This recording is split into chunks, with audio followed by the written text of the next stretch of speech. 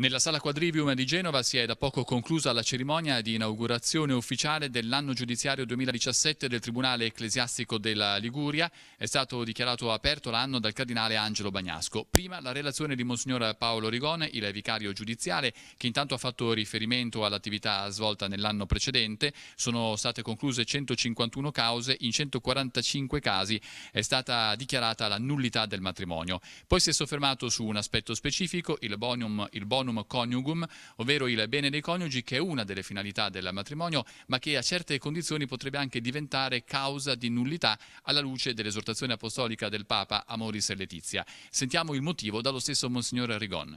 Per il bene dei coniugi si intende tutto un complesso di realtà che si devono realizzare nella vita coniugale perché le due creature, uomo e donna, marito e moglie, si realizzino con pienezza, eh, per cui arriviamo anche a parlare della felicità umana, per quanto limitata, ma arrivare alla felicità, perché l'amore è capace di dare felicità, di dare gioia, di dare soddisfazione, di dare contentezza, del piacere del vivere insieme.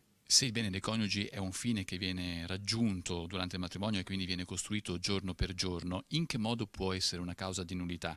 Lei ci ha sempre spiegato che la causa di nullità deve sussistere già all'origine del matrimonio, non viene nel corso del matrimonio, non è susseguente.